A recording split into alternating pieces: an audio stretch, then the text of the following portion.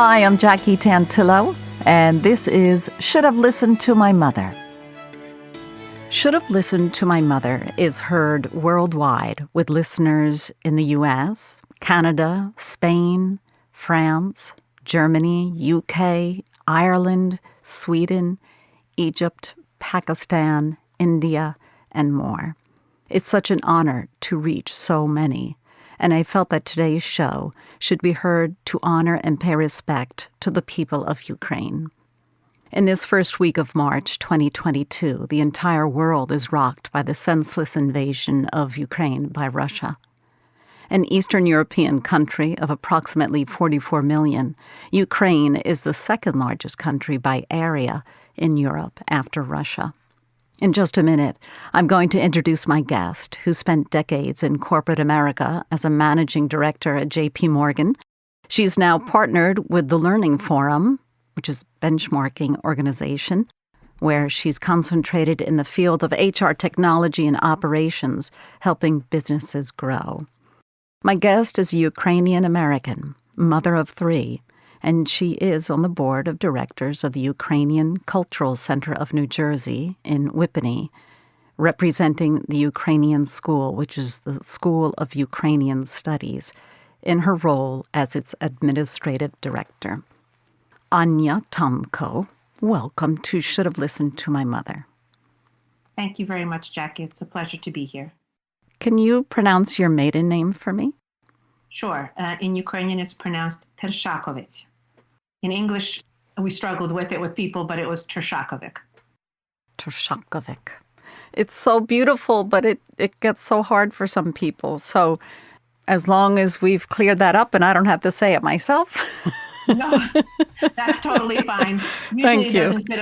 Usually it doesn't fit on a business card, so Anya Tomko is fine. Works or just great. Oh, wonderful. Well, thank you for joining me. Why don't we start off with, because this podcast is about moms, and we have seen in this past week or two the heartbreaking stories of mothers that are still there in Ukraine trying to protect their families. Tell us a little bit about your mom and begin with her name, please. Sure. My mother's name is Mariyka, or in English, Mary Tershakovic. She is my role model in life. My mother is currently 80 years old. She emigrated here to the United States with her family, leaving Ukraine as a 4-year-old in the midst of World War II. My family comes from Western Ukraine, so they left while the front was advancing to their homelands. They spent time in a U.S.-based displaced persons camp, and at the age of 7, she arrived here in the United States in 1949. Her family was sponsored by another family in Wisconsin, so that's where she grew up until meeting my father in graduate school at Indiana University, and since then has spent her time here on the East Coast. She has been our family's rock from day one, diminutive in size, but not in strength. Well, it seems like that's what we're getting to know about the women, let alone the women that are making Molotov cocktails and spending days walking and protecting their children at the borders or in the shelters. So you come from good stock, my dear. And that's a compliment to any and all who are suffering at this time. Your father's also Ukrainian. Yes, my father has unfortunately passed away 13 years ago. He is Ukrainian, also from Western Ukraine, had a very different upbringing in the United States than my mother. He, like my mother's family, left Ukraine. He was 7 when he left Ukraine. They walked across Europe, as did my mother's family, until they ended up in the displaced persons camps in Germany with bombs flying overhead. His family was originally granted a visa to go to Argentina, but then at the last minute, they were actually permitted to come to the United States. His family settled in the Lower East Side of Manhattan, which is now known as the Ukrainian Village. So whereas if you speak to my mother, she, like I, does not have an accent when she speaks English. My father very much grew up going to a Ukrainian daily school, participated actively in Ukrainian activities. I don't know if you watched Saturday Night Live this past Saturday, but the opening scene was of a Ukrainian choir, Dumka. My father was a soloist for that choir. But his career actually very much kept him heavily steeped in Ukrainian activities. He was the editor-in-chief of the Ukrainian newspaper for a while here in the United States, Svoboda and Ukrainian Weekly. He also worked for Radio Free Europe and Radio Liberty and was a teacher at our Ukrainian schools for the last 35 years. He was the second person my mother met as a Ukrainian when they met in graduate school here in the United States. So obviously a very different upbringing in the US, but their patriotism and love for Ukraine and the strength of their mothers was equally the same. Have you spoken to your mom recently since the fighting has begun? It must stir up her memories, her childhood memories.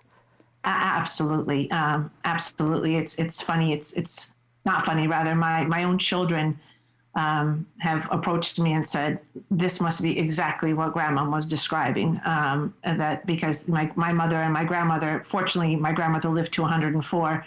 So my children had the opportunity to not only hear these stories from, or continue to hear the stories from my mother, but from their great grandmother as well. It is very sad for a bunch of different reasons. Obviously, it brings up very personal memories of what they witnessed or were eyewitnesses to, as well as just the ongoing sadness that the freedom that we've been fighting for and hoping for decades is still eluding us. Was she within a Ukrainian community in Wisconsin, or were they isolated? They were isolated. They were actually sponsored by a German farmer to come to Wisconsin. My grandfather was an agronomist in Ukraine.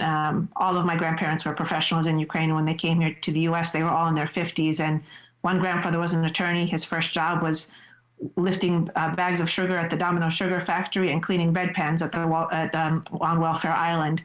My grandfather, who was an agronomist in Wisconsin, ended up being a janitor at one of the schools there. The priests and the nuns took them in to take care of them. So my mother really did not have any Ukrainians other than one family that was about an hour and a half away in Madison, Wisconsin. So her Ukrainian upbringing was largely in gratitude to my grandparents, who made sure that both she and her brothers spoke Ukrainian.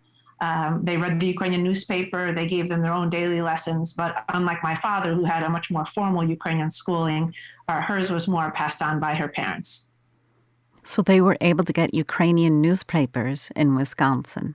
Yes. Wow. In the 40s? Yeah. Maybe the 50s? In the 50s, yeah. Oh, thank goodness. Thank you, journalists and newspaper writers and reporters. Right. They were obviously U.S.-based newspapers. Sure, but still. Nonetheless, yes. So your mom, has she been back to Ukraine much? She did go back for the first time in 2011. It was a very emotional trip for her. She had been hoping to be able to make the trip back with my father, but he had died 3 years earlier. We had arranged a trip. I was fortunate enough to go back to Ukraine for the first time in 1991 because of my family's ties, particularly my father's ties with, as I mentioned, Radio Free Europe and the Ukrainian newspaper, and being relatively active very active in the Ukrainian community.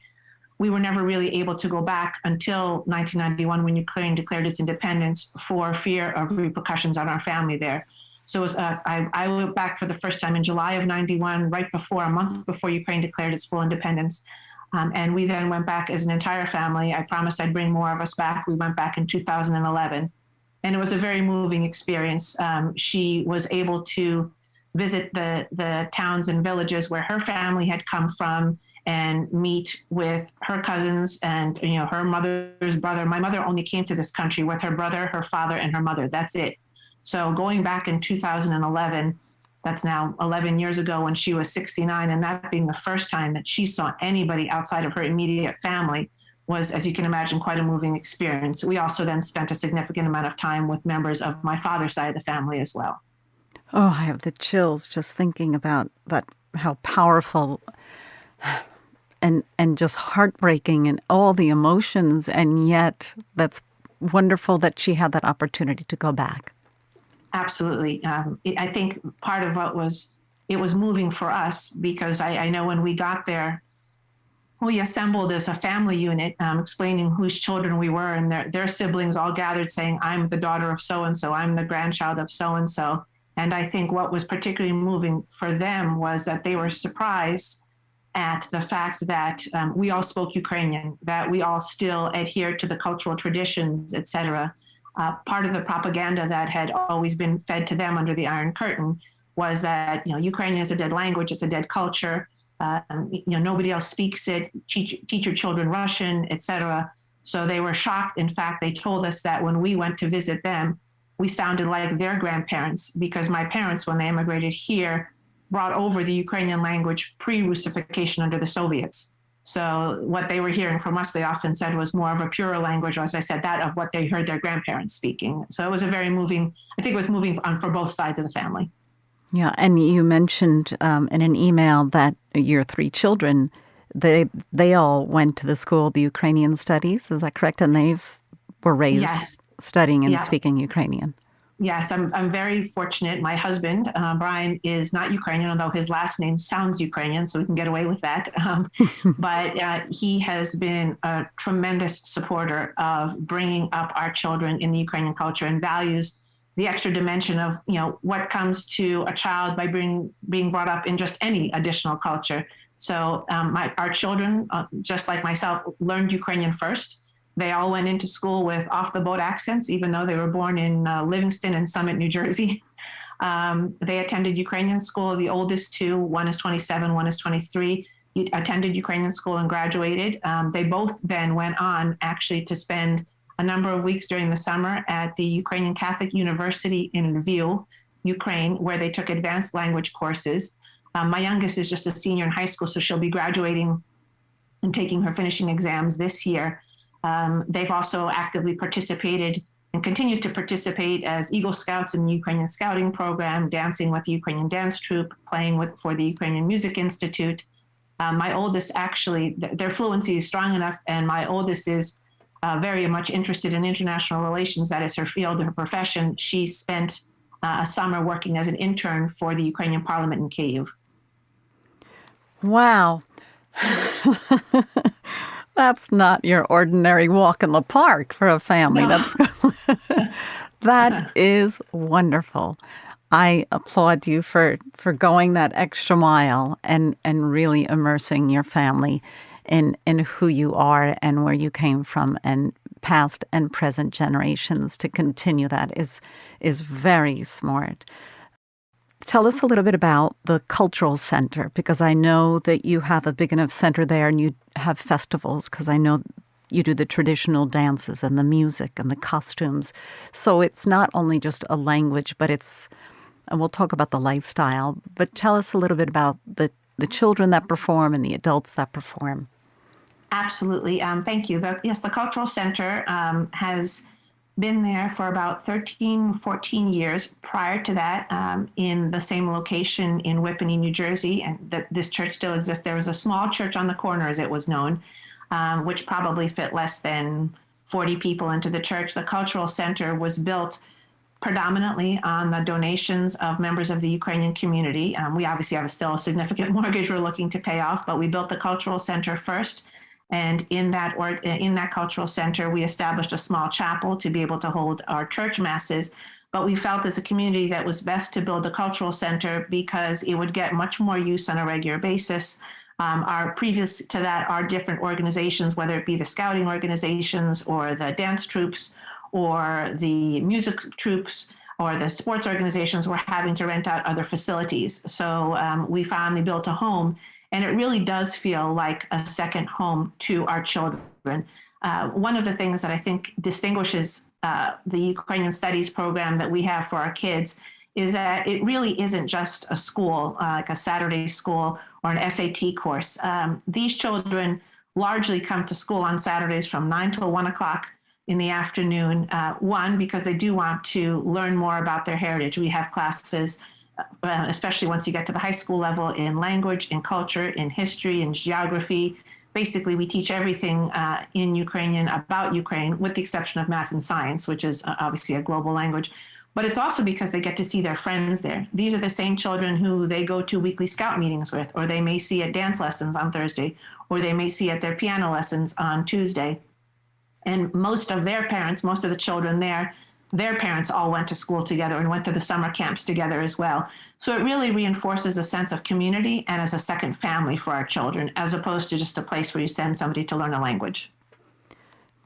Which is always wonderful to have their own friends there, right? Their own support group. It's not like that they're just there with their teacher and they're sitting in a chair. It sounds like they're having a wonderful time. Exactly. And I think it's also what's nice is in this day and age of trying to make sure that our children appreciate what's there, as you can imagine, the children that attend school there, attend the activities, come from a variety of different Ukrainian backgrounds. Some are like my children, second generation, whose families have emerged from, let's say a less than comfortable way of life when they first came here to a more comfortable way of life, to children who've just only recently come to the United States. And we are constantly fundraising, providing support both to them as well as those who are still in Ukraine. So I think it has a very humbling impact on those children who, you worry would be too removed from the reality of what their parents and grandparents may have grown up with. Can you explain a little bit more about what makes Ukrainian culture different from, say, an American culture? Sure. Well, I will say that while not all Ukrainians are of the same religion, and there are Ukrainians who are Ukrainian Catholics, Ukrainian Orthodox, Ukrainian Jews, I will say that the culture is the culture and traditions are very closely tied to religion. So many of our traditions actually do still come from Ukrainian pagan times that then were adopted and transformed into more, as I say, either Christian or other traditions. So from a Ukrainian cultural perspective, where to begin? The Ukrainian language is extremely rich. So one of the things we pride ourselves on is our literature, as well as our music and songs. I think you've probably heard many times now that our claim to fame with Carol of the Bells, in Ukrainian known as Shchedrik, that is a Ukrainian piece of music. But I think one of the most, I'd say, the richest things about our culture is, in fact, our language. It is very difficult to translate something from the Ukrainian language into English or another language and convey the same beauty of those words. It's hard to describe, but if you study the language and you know what I mean, I think you can appreciate it. So again, we take a lot of pride in our literature as well as in our music, and that gets very tied up into our traditions. So yes, of course, there are traditional foods that we serve for Christmas and traditional foods we serve for Easter. We have 12 courses at Christmas time related to the 12 apostles. Previously came from the 12 months of the year from a seasonal perspective. So that's my allusion to the coming from pagan times to more current Catholic or Christian times as well. The Ukrainians, both here as well as Ukraine, are very, very food oriented. So there is a richness in that. I think if you come to Ukrainian home, you will never leave hungry. That is definitely for sure. Our traditions, as you've probably seen also in our beautiful embroidered shirts and our dances, each Ukrainian costume comes from a different region of Ukraine. They have their own symbolism and their own indications as well. So I could go on and on, Jackie. I don't know, maybe I'll stop. But I love getting the visual of that because it's very rich, and I want to make sure that people understand it. And I think we're seeing a lot of this strength and passion coming through, I hate to say it, on the news now, because this is the most I've been exposed to the people of Ukraine. And it's unfortunate, the circumstances. So when you're watching the news, what emotions are you experiencing? I'll be honest, it's hard not to cry every single time it comes on.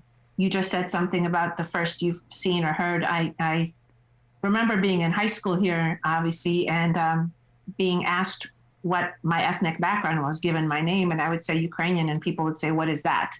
I remember being in high school and having my history teacher start our class saying Russia or the Soviet Union, and me as a 15-year-old having to approach him and say, "I understand why you're saying that. It's a confusion that many have. But by referring to the two as the same, you're actually helping propagate the misinformation and the Russification of a variety of different nations and people." So we have come a long way. High school for me, however, was a long time ago. But it is unfortunate for those of us who are now seeing Ukraine being recognized that it is under these circumstances. But we are grateful. And I have to say, I am in a constant chat with relatives of mine here in the States and those in Ukraine. We're trying not to bombard them all the time. So we created a large chat group so we could all stay in touch throughout the different cities and towns in Ukraine.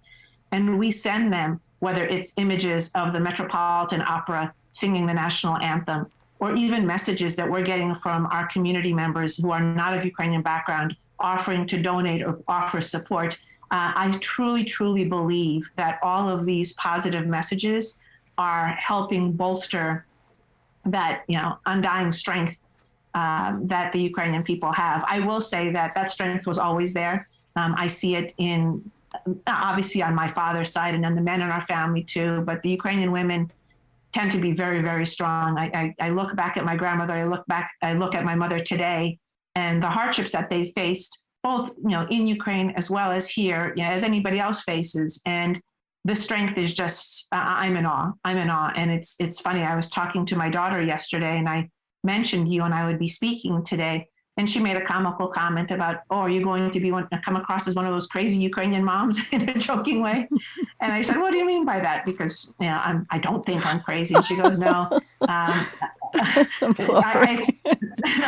I said, the ones that want their kids to, perform and do everything and be very, very this and very excellent at that. And I said, well, did you ever feel pressured? And she said, no, not at all. She said, I enjoy it. But what hit me most, I have to say, is she said, I know that I'm going to get emotional. I know that my great-grandmother and my grandmother went through a lot to come to this country to give us all these opportunities. So why wouldn't I try to take advantage of them to their fullest? So the fact that, and I honestly, as she said that, I said, yeah, I think my parents never pressured us to do well. We just felt like we needed to do well. This was, how could we not? It would be an insult to our parents and our grandparents for having come here, to having risked so much of what they did to be able to establish a better life that they knew wouldn't be necessarily for themselves. My grandparents came over in their late 50s, not speaking the language, but they knew that they were starting life over again so that they could create a better life for their children. And for that, I'm always very grateful. For their children's children and all future generations, yes. They just didn't look down. They kept their heads up, and they did whatever they had to do to survive, to provide for their family. Absolutely. You see that with the families standing at the borderline, the border crossing and waiting days with their children, and it's freezing cold, and then the husband decides to go back and help, and it's hard. Heartbreaking doesn't even come close. No, they are scared. That is for sure. But there is not a single doubt in their mind that they need to stay. Just like Zelensky said, I need ammunition. I don't need a ride. We had initially, for some of our elderly relatives, tried to coordinate to be able to get them out of the country, especially once the visa restrictions were lifted, because, as you know, leaving Ukraine is not easy. And that's one of the reasons why they're petitioning for EU membership, et cetera. But even the elderly didn't want to leave. They said, I'd rather die here defending my country or on the soil of my people than elsewhere. Yeah. And that's why, again, I think many fathers have gone back because they said, I could never live with myself if I didn't go back and defend this wonderful country. Absolutely. Absolutely. Do you remember your mom trying to tell you stories of the importance and significance of her life and her family, and you just kind of saying, oh, yeah, okay, not right now? Well, I can probably say when there were those Saturdays where I'd rather be at volleyball practice than going to Ukrainian school. Or, doing my homework on a Friday night for Ukrainian school. My friends are going to a party and having to do that first. Like any child, I'd be, not truthful or lying if I said, oh, no, this was always, I wore my colors proudly, et cetera. I don't remember my parents ever saying, specifically my mother saying, you need to do this because. But I will say that the stories of our family were always the bedtime stories that my mother said, not the horrific ones, but telling us stories about, their life when they were coming over here, because we had a strong interest in that, what it was like to come to the United States those first years, et cetera, and beyond. She has undertaken the responsibility for which my family is eternally grateful for transcribing my father's fathers, so my paternal grandfathers and my maternal grandfathers, as well as my maternal mother's life stories. Many of them had written down their own experiences once they came to the United States, of how it felt or what they went through coming to the United States, et cetera. And she, when my grandmother, the one that I mentioned, lived to 104, was getting up in age, my mother sat with her for days, recording her, telling those stories.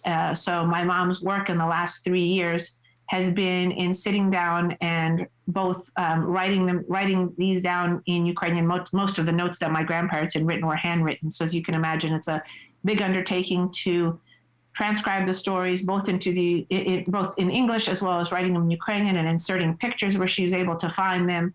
So I have to say, for us, that is just a priceless gift, because these individuals, including my father, are no longer with us. So the stories can easily disappear or fade into the memory if they aren't captured. And I have to say, my mom, we almost joke about it. Here comes grandma with her archives again, because she brings her MacBook over and then she panics when she can't get it to save to the Google Drive.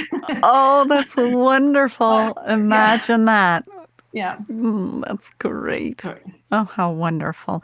Now, is there the Ukrainian National Women's League of America is part of one of the member organizations through the Cultural Center? Is.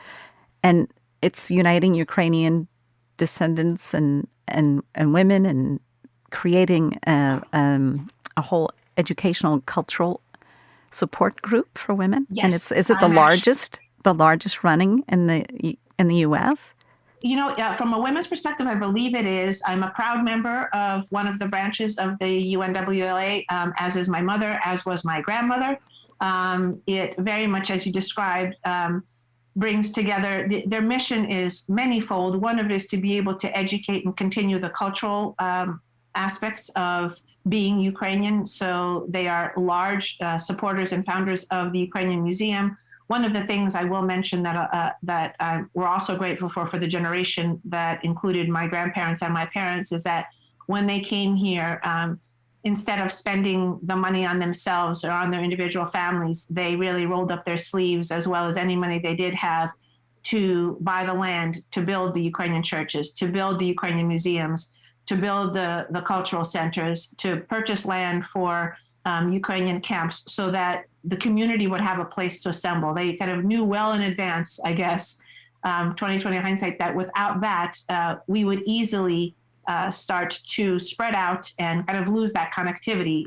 When Ukrainians first came over here, they were nestled into smaller locations, meaning more gathered into populations. And as their families grew and expanded, years passed, they spread out more. So having these landmark places for us to be able to gather is great. And the UNWLA is a great organization, not only to help continue the traditions of Ukrainian culture here in the U.S., but is a huge also fundraiser and supporter of Ukrainian charities in other countries, sending money to support orphans in Ukraine, sending money to Brazil, et cetera.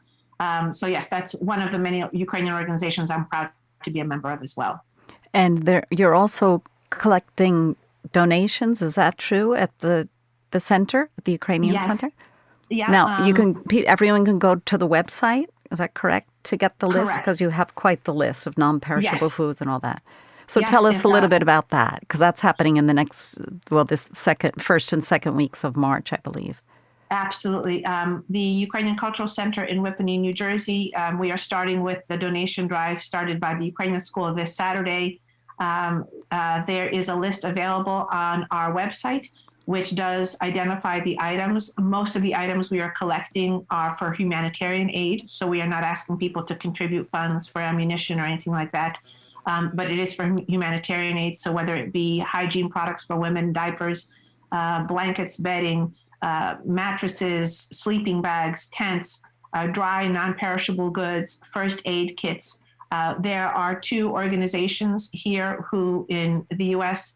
that are still quite successful in getting products not just to Poland to be taken over to the border, but are still managing, at least for now, to be able to get the delivery of those products to their warehouses in Western Ukraine for then further distribution. There are also avenues if people just want to contribute financially, to be able to contribute financially so that we can purchase these products to have them sent there. Okay. So thank you for mentioning that. You bet. And it's UACCNJ. It's the Ukrainian American Cultural Center, New Jersey, right? They can find it. Correct. By Googling UACCNJ.com. Yes. Right. Terrific. Okay. Anya, my goodness, how could you tell the people of Ukraine for me, please, that everyone from Should Have Listened to My Mother is holding you in our hearts with a warm embrace? How would you say that in Ukrainian? Обнімаємо вас і тримаємо вас в нашому серці. Oh, now I'm getting emotional. Okay. Oh my goodness. It's going to bring us all together. It is. It's bringing us together, regardless of what that guy over there thinks he's going to do to us. So I'm not even mentioning his name. Anya Tomko, I can't thank you enough. You really jumped on this super fast, and it means the world to me and to all of my listeners that should have listened to my mother. Thank you very much, Jackie. And if I can end with a traditional greeting you're hearing these days, Slava Ukraini, Heroyam Slava, which is glory to Ukraine, glory to the heroes.